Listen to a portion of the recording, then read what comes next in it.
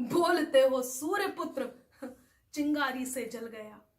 आपसे वो जली हुई लाश मांगता है देश, एक बार फिर से सुभाष मांगता है देश, एक बार फिर से सुभाष मांगता है देश।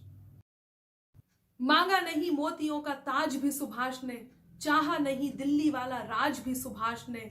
नेताजी का सपना था बेड़ियों को तोड़ना, भारत के नाम को स्वाधीनता से जोड़ना। भारती के आंसुओं से आंख जिसकी खारी थी, मां की हर चोट जिसकी आत्मा पे भारी थी। बोस एक नाम है अंधेरों में चिराग का, गुलामी के आंसुओं में दबी हुई आग का। कहते हो बैठे थे सुभाष जिस विमान में, हो गया है ध्वस्त वो विमान ताएबान में। सूर्य के समक्ष वक्ष तान घटा छा गई, भाग्य की कलम स्याही से कहर ढा गई। दिव्य क्रांति ज्योत को अंधेरा आके छल गया, बोलते हो सूर्य पुत्र, चिंगारी से जल गया। आपसे वो जली हुई लाश मांगता है देश, एक बार फिर से सुभाष मांगता है देश। सौरभ सुमन जी की इन अमर पंक्तियों के साथ नमस्कार, मैं हूं Anamika Jaynambar. Mystery of the history, Netaji Subhash Chandra Bose. आजादी के समय कई प्रकार की लड़ाइयां लड़ी गई। एक लड़ाई वो लड़ाई जो क्रांतिकारियों द्वारा लड़ी गई, जिसमें क्रांति की गई, जिसमें दैहिक आहुतियां दी गई, जिसमें बलिदान, दैहिक बलिदान दिए गए।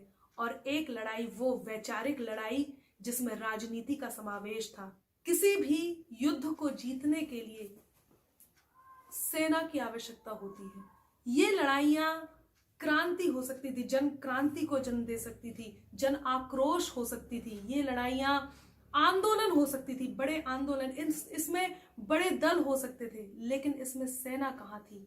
ऐसे में एक गुलाम भारतीय, गुलाम भारत की सीमा को पार करके तीन बड़े तानाशाह को अपने पक्ष में मिला करके, जिसमें से एक हिटलर, बड़े तानाशाह जिनको अपने पक्ष में करके, वो गुलाम भारतीय जब एक सेना तैयार करता है, एक फौज तैयार करता है जिसका नाम होता है आजाद हिंद फौज, वो कोई साधारण व्यक्ति नहीं हो सकता। वो असाधारण व्यक्ति नेताजी सुभाष चंद्र बोस, जिसके नाम के आगे नेताजी लगता है और जिसके नाम के आगे नेताजी फबता है। मैं बहुत आभार व्यक्त करती हूँ हमारे माननीय प्रधानमंत्री जी का, जिन्होंने इस दिवस को अमर दिवस, पराक्रम दिवस के रूप में हम सभी के बीच उजागर किया है। तो आप सभी को पराक्रम दिवस की बहुत बहुत शुभकामनाएं।